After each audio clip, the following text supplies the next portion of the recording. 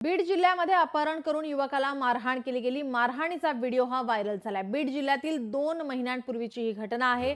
बाबळगावचा सरपंच दादा खिंडकरच्या टोळीकडून मारहाण केली गेली आहे। एका युवकाला मारहाण केली गेली आहे। हा व्हिडिओ आता व्हायरल होतोय। तळपायावर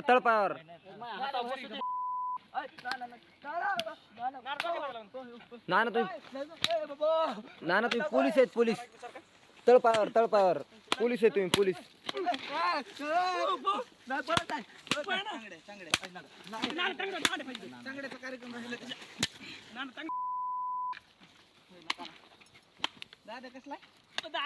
असं आहे, जे काही आपण धनंजय देशमुख किंवा देशमुख फॅमिली सोबत आहोत त्यापासून आपल्याला दूर करण्यासाठीचे प्रयत्न आहेत।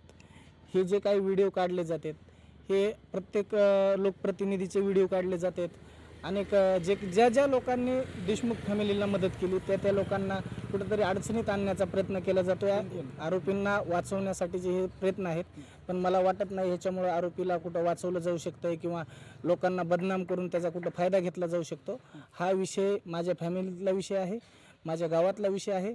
जो काही विषय आहे तो मी तुम्हाला सविस्तर रात्री त्या संदर्भात मी तुम्हाला बोलणार आहे।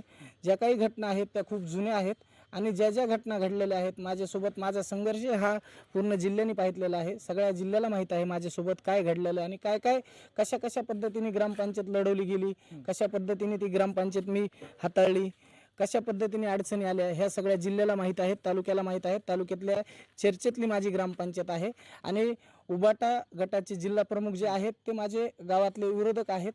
त्या काय घटना घडलेल्या त्या संदर्भात पूर्ण चर्चा मी रात्री आपल्यासोबत करेल। खरं तर तो व्हिडिओ माझा नाहीये, ते मला माहीत नाहीये। बरं, जो व्यक्ती आहे, जो मुलगा आहे, तो तुमच्या गावातला आहे, त्याला नेमकी मारण कशामुळे होते आणि त्याचं नाव काय नेमकं?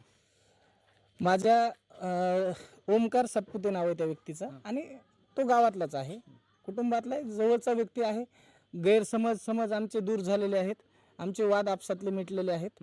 यावर आम्हाला हा वाद आम्हाला कुठेही पुढे आणायचा नाहीये। आमचा वाद मिटलेला आहे पूर्वीच, परंतु जाणीवपूर्वक हा वाद परत काढला जातोय आणि आम्हाला ह्या विषयातून बाहेर काढण्यासाठीचे प्रयत्न आहेत। याच्यात कारण काहीच नाहीये की बदनाम करण्यासाठीचे प्रयत्न केले जात आहेत। सगळ्यात पहिले देशमुख फॅमिलीला कुठं बदनाम करता येते का हे बघितलं गेलं, त्यानंतर ते कुठंच साध्य झालं नाही। त्यानंतर मग आजूबाजूचे जे काही बाकीचे आमच्यासारखे लोक आहेत की त्यांच्याकडे येणारे जाणारे त्यांच्यासोबत राहणाऱ्या लोकांना त्या पद्धतीने त्रास देण्याचं हे कुठंतरी त्यांचा कट कारस्थान चालू आहे। परंतु ह्या गोष्टी पाठीमागच्या कुठं दाखवून ह्याने कुठलाही त्यात काही साध्य होणार नाही आहे। ज्या घटना घडलेल्या आहेत पाठीमागं त्यावर मी सविस्तर खुलासे करणार। विषय असा आहे, बीड जिल्ह्यातील हा व्हिडिओ आहे। युवकाचं अपहरण केलं गेलं आणि त्याला मारहाण केली गेलेली आहे। मारहाणीचा व्हिडिओ हा व्हायरल होतोय आणि त्यामुळे आता चर्चांना उधाण येते। यावर आमदार सुरेश धस यांची प्रतिक्रिया समोर येते, आपण ऐकूयात।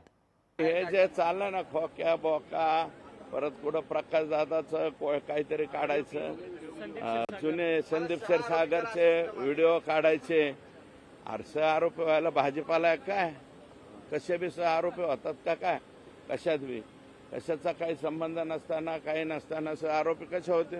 उचलली जीभ लावली टाळ्याला, असं चालत नाही। तर हे बाकीच्या लोकांची बदनामी कशी होईल असा प्रयत्न चाललेला आहे आणि संतोष देशमुख खून प्रकरणावरून लक्ष विचलित करण्यासाठी हे वेगवेगळे गेम चालतात। लोकशाही मराठी ऐका, पहा, जागरूक रहा।